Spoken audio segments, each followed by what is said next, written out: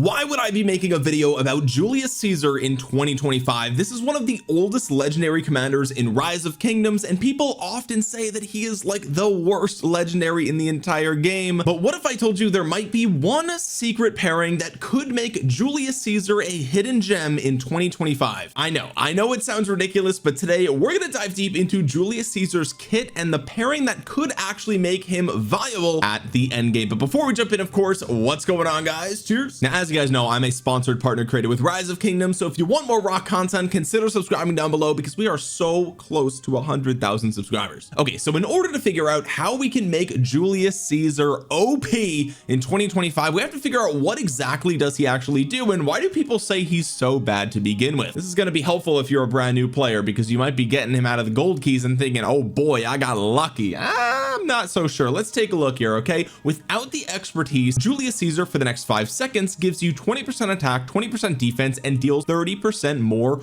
all damage. Okay, so here we see an extremely strong buff for yourself for a very respectable duration. Most buffs in this game are between 2 and 3 seconds. Some of them are a little bit longer, but 5 seconds is about as long as it gets when it comes to buffs in the game. This second skill says this commander's troop takes 10% less damage. That's again all damage. That's pretty good. That's pretty tanky. And if you fall below 60% units remaining, whenever you're hit with a basic attack, you have a 10% chance to reduce the damage received by an extra 30% for 3 seconds with a 5-second cooldown. So that cooldown really does kind of suck, but still further tankiness here, which is quite nice. The third skill is useless in the open field. It says whenever this commander's troop launches a basic attack against a city, it has a 10% chance to reduce the garrison defense by 30% for 3 seconds with a 5-second cooldown. This is only for hitting player cities, not even for flags or fortresses. This is useless. The fourth skill gives you 15% troop capacity, which is very vanilla, but one thing you should know about troop capacity is that the number of units you have in your army is directly proportional to how much damage you deal with your basic attacks, with your counter attacks, with your skill damage, with your smite damage, with your combo damage. Every piece of damage in the game is influenced by unit capacity, and so 15% more unit capacity means 15%, well, it's not, maybe it's not linear, but it's more damage. This translates to more damage, and then when you get the expertise, it actually adds 400 damage factor to the active skill. Okay, so everything else about the skill is the same. You just get a free 400 damage factor against that one target. So when we look at Julius Caesar's kit, there's a couple of things that are glaringly obvious. First of all, there are no stats on his kit at all. You get temporary stats from the active skill, and there's also no march speed, and the damage factor is really low. I mean, 400 damage factor, that is like abysmally low, especially when we look at somebody like Osman, who is an epic commander, by the way, deals 1100. Okay, now he doesn't get the buff, but my point is, like, this is horrible for an expertise. So it's very, very bad. Okay, so that's why Julius Caesar out of the box is atrocious in Rise of Kingdoms. But wait, there's more, because he does have a museum relic, and this is what we're going to use to try to break the game when it comes to making Julius Caesar overpowered. All right, if we take a look at his museum relic, he has a tier 3 upgrade which gives him 25% all damage and 20% march speed. So all of a sudden it's starting to look like, wait a minute, he actually doesn't have, okay, he doesn't have a lot of stats. He actually has no stats. His stats are temporary, but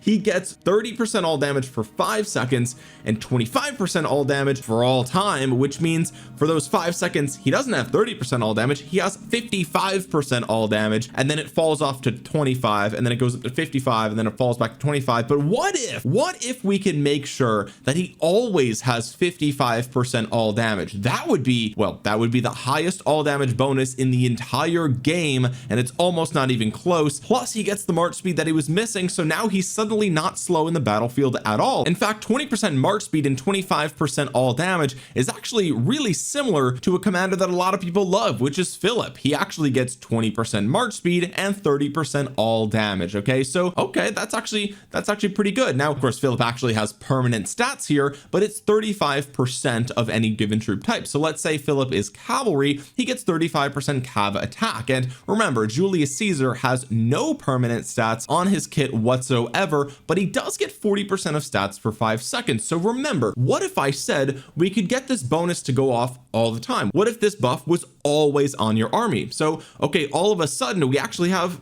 40% of stats. All right, we have 40% of stats, 20% march speed, 55% all damage. Wait a minute. Oh, we also have 15% unit capacity. So hang on, is this the same march speed as Philip but with more total stats and also more all damage? Now yes, Philip has a much better instant proc with a debuff. He also has an AoE buff on the active skill, and he has a chance to cast active skills again. So let me be abundantly clear here, Julius Caesar is no Philip, okay? But when push comes to shove, it really is hard to ignore the actual reality of what we're looking at here. More stats than Philip, more all damage than Philip, same march speed as Philip. Okay, maybe there's something to at least look at. Let's just play around. Let's see what we can actually do with Julius Caesar. So how are we going to break the game with Julius Caesar? What can we do here? Well, it all comes down to the active skill, because Julius Caesar, of course, is a secondary commander when you're doing open field PvP. Why is that? Well, his talent trees are garbage, right? There's really no good use for the talent trees on Julius Caesar. This is what I have built here. Keep in mind he's level 44. Okay, so I mean, like, his talent trees are trash. You're never going to use him as a primary commander, at least for open field PvP. And so what we need is a primary commander for Julius Caesar that has a really fast rage engine that's going to make sure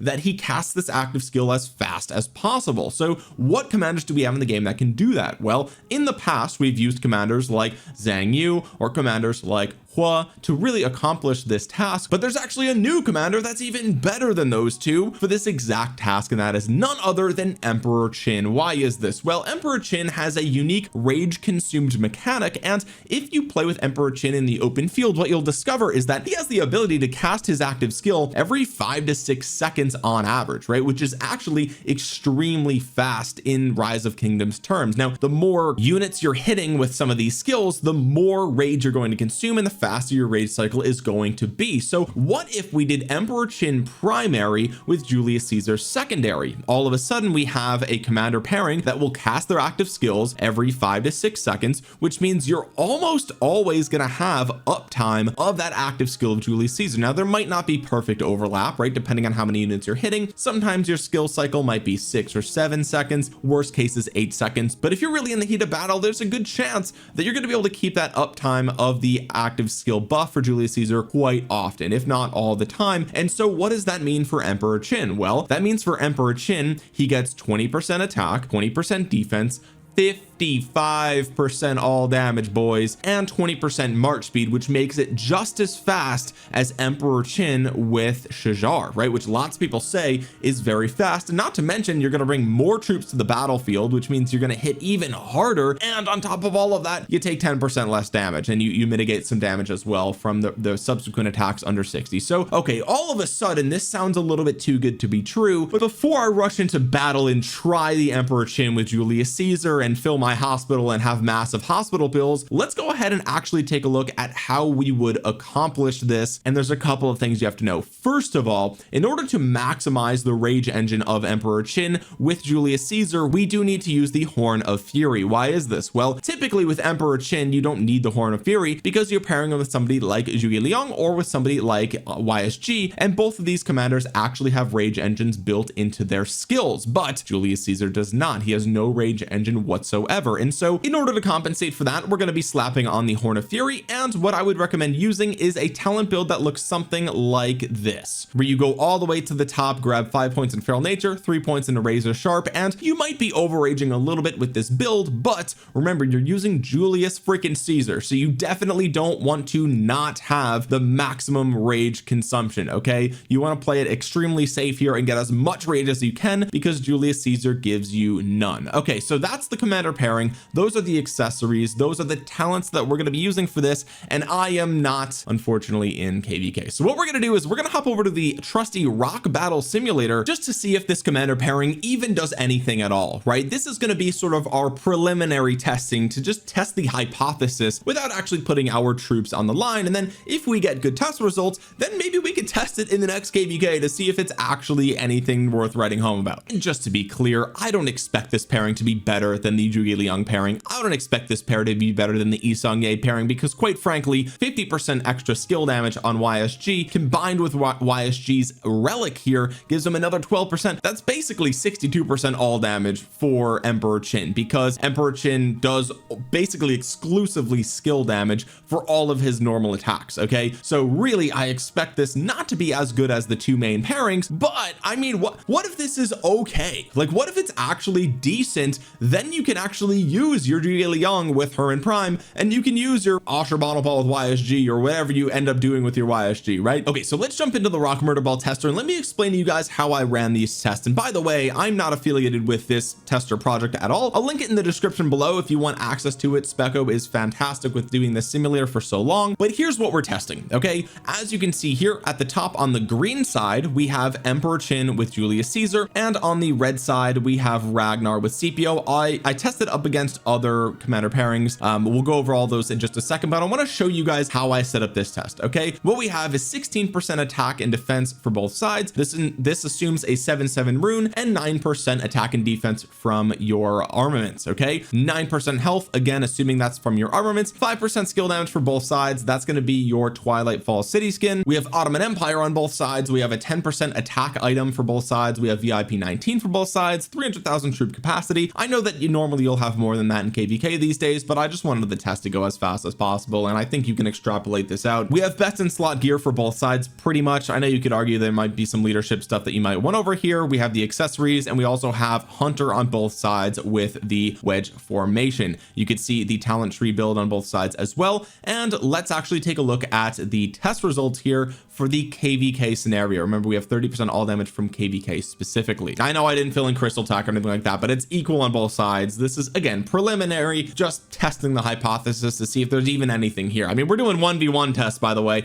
That's not even realistic to real world fighting anyway. We're just trying to see, does this do anything, or do meta marches these days just wipe the floor with it and it's not even worth talking about? Okay, now the first thing we did here was actually get a baseline. So what I wanted to see was, how does Emperor Qin with Zhuge Liang compare to Hua King Arthur in 1v1s? Now remember, this is not how you would normally fight in the actual game. I'm just trying to get a baseline here to see how does this compare to the Julius Caesar secondary. Okay, so if we take a look here, we will see that the Hua King Arthur does actually 5-0 sweep the Emperor Qin Zhuge Liang. Now of course, again, Emperor Qin Zhuge Liang is much better than Hua King Arthur in the actual game, but we're talking 1v1s here. Okay, so 55k remaining for the cavalry. The next battle report, 80k remaining, 29.5k remaining, 31k remaining, and 47k remaining. Okay, so again, 5-0 sweep for the Emperor Qin Zhuge Liang. That is kind of our baseline. Now let's see what happens when we swap out the Zhuge Liang for the Julius Caesar. And I want you guys to not be confused here. I know I said it was 300,000 on both sides, but remember the fourth skill of Julius Caesar, that's going to give you an extra 30,000 troops here, and that is actually what it would be like in the open field. That's actually how it works. You would have more units than the enemy, which is why it's accurate to have more units on this side. All right, so we have 72k remaining for the Hua King Arthur, 114, 116, 120, and 113k. Okay, so out of the gate looking pretty bad. Let's actually see what happens if we go up against a Nevsky Joan. I know like that's not as common of a march anymore, but people do still use it. And again, this is kind of this is almost meta, right, for cavalry, right? So this is clearly not meta for archers, so I think it would be fair to have it go up against not meta for cavalry, right, which I think would be Nevsky Joan. Let's take a look. Almost 40k remaining for the Nevsky Joan, 34k remaining for Nevsky Joan, 49k remaining, 60k remaining, 50k remaining. All right, so we still got 5-0 swept, but it's definitely a little bit closer. But hang on, I actually changed the talent build to this one right here for the Emperor Qin, and that actually changed the results. So what we see here is actually a victory for the Emperor Qin, but you know, even though they have units remaining, it's basically a tie. And also, for being honest, it's got more sev wounds, so like let's be real here. Okay, this one we see the Emperor Qin loses, but again, definitely a better result. 35k remaining, 5k remaining, 12k remaining, and 13k remaining. Okay, so we actually improved the results by changing the talent build. So maybe I was just wrong. Maybe I'm just wrong about what talent build should be used here. But check this out. If we actually do a test against Ragnar Scipio, which I currently think is part of the infantry meta, not the best pair from infantry, but definitely one of the better ones. And here we can see Emperor Qin actually wins. Now again, they've got more sev wounds, but at least they're still on the battlefield. Let's take a look at the next report here. We see another victory, and here we actually have less sev wounds. So this is actually a decisive victory for Emperor Qin Julius Caesar. Moving on to the next report, let's take a look. look, it is 23k remaining, less Sev wounds. So again, definitely an actual victory here for the Emperor Chin Julius Caesar. Here we see it's about the same in terms of Sev wounds, but you're surviving, so another win. And here we see an actual defeat. This is just straight up a loss. Okay, so we got a 4-1 victory for the Emperor Chin Julius Caesar. Maybe you could call it 3-2, but having them be pretty much on par with one another is kind of insane. I did revert back to the other talent build here just to see, but I mean, at first glance, you would not think that these, you know, again, I'm going to reiterate this because I know someone's going to put in the comments, these are 1v1 test results. Okay, so this is not like the end all be all. This is a horrible way to really test Emperor Chin, to be quite frank with you guys. But the point is, like, if you look at their kits, like point for point, you would not really expect these two armies to perform the same in a 1v1, and yet here we are, like they're pretty close. Now of course we have the troop type advantage for the archers, you know, like, so that's definitely a factor, and they have a special unit. So like, I'm not saying this is apples to apples here, but like, even still, all else considered, like, I personally would assume the Ragnar CPU would still be winning, because we're talking about a freaking Julius Caesar. Okay, we're talking about Julius freaking Caesar. Next up, I tested against Bai Chi with Liu Che, and what do you know, we actually see a 5-0 sweep from the Bai Chi Liu Che. It's not even close. They win every single time, and that is what we would expect. Now of course, in this instance, they are not using the wedge formation with Hunter. They are using the pincer formation with, by whatever the special one is, Toppler or whatever it is. So okay, the Bai Chi Liu Che 5-0 sweeps, that's not a surprise to me, right? Because again, this is infantry meta, and this is not the archer meta. So, you know, I think it's reasonable to assume that Emperor Chin Caesar would lose here. Let's run it up against Arthur Philip, because remember earlier we had trouble defeating the Nevsky Joan and the Arthur Philip 1v1. I mean, this is, I mean, we have the leadership in the secondary slot here. Let's take a look. We have a victory for Emperor Chin Julius Caesar with fewer Sev wounds, 48k remaining. Moving on to the next report, we see 70k remaining, 30k Sev wounds, kind of crazy, 45k remaining. So 3 victories for the Emperor Chin with Caesar so far, 1 win for the King Arthur with Philip. Again, this is using the Delta formation with Thrasher on the King Arthur. Okay, in the final report, another win for the Emperor Chin Caesar, very similar number of Sev wounds, however. So okay, what did we learn here from these test results? Well, first of all, I want you guys to remember that in real world fighting, outside of these 1v1s, outside of the vacuum, in real world fighting, Emperor Chin's skill cycle is going to be much faster because of the third skill here. Okay, and that was actually reflected in the battle sim. What you'll notice is that, like, if I run this test really quick, okay, you'll actually see even with this talent build, the proc rate is actually quite bad. It's actually lower, so you're procking your active skills slower than you see for the Nevsky Joan, right? The Nevsky Joan is getting, on average, their skill cycle is every 7 turns. On average, the skill cycle of the Emperor Chin is every 8 turns, right? So it's actually slower. But check this out, if we actually add in 4 other armies and then we go ahead and do the exact same thing, you'll notice the proc rate immediately drops to 5 or 6, right? And so this is actually where Emperor Chin shines, when there's multiple targets nearby. Okay, so that's one thing they have to keep in mind. Throughout all of the tests in this video, we didn't have the full 55% all damage and 40% of stats at all times, but in real world fighting you actually will, right? There was a 3-second downtime in between when we were doing these 1v1s, and yet even still we were getting a couple of victories there. So what did we actually learn here? Well, what we learned is that in game, the Emperor Chin Caesar might perform slightly better than we actually did in this testing video, but we learned in 1v1 test results that it actually did beat the Ragnar Scipio. It also beat the King Arthur with Philip, and I don't know what was going on with Nevsky Joan there, but Nevsky Joan was actually winning. So I don't know, I mean, I guess that really just goes to show how low the damage output of Philip actually is. It is basically the same as a Julius Caesar. I know the instant proc is, you know, in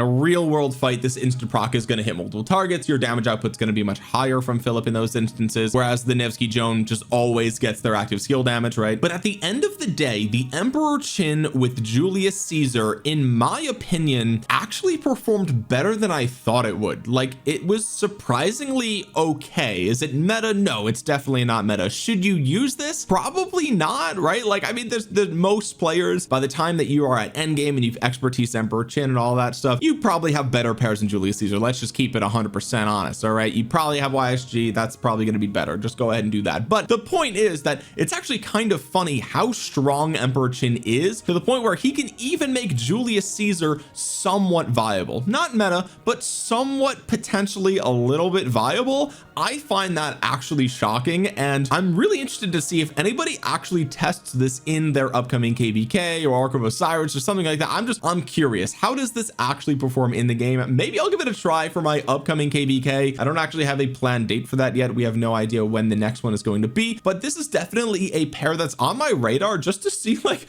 what report. I mean, it would be a flex, right? Like imagine getting like a 1000% trade report with an Emperor Chin Julius Caesar, and you just share that to Lost Kingdom chat. Just be like, here you go. Yeah, this is how the war's going. You're actually getting destroyed by Julius Caesar in 2025, right? Like I think this is the ultimate troll pairing. This is the ultimate flex pairing. Like if you have this and you want to use it in your KVK, let me know how it actually does, because I am curious. But guys, if you made it to the end of the video, consider dropping a thumbs up on it. It really does help out the channel a ton, especially when we're talking about topics like this that are a little bit off meta. They're a little bit quirky. It really does support the channel. And again, consider subscribing to the channel down below, because we are so close to 100,000 subscribers. And I know most of you guys, like 60%, are not subscribed. So double check down there. You might think you are, but you're actually not. And comment down below your thoughts on this. Did Julius Caesar perform better than you thought, or do you still think he just belongs in the garbage? He's not even worth talking about. Let me know in the comment section below, and let me know if you want more videos like this where we try to make these old commanders somewhat viable in the open field. They'll probably never be meta, but like, hey, let's just see what we could do, right? Anyway, guys, if you made it to the end of the video, thank you so much for watching. This has been Omniarch. I'll talk to you guys again soon. Peace.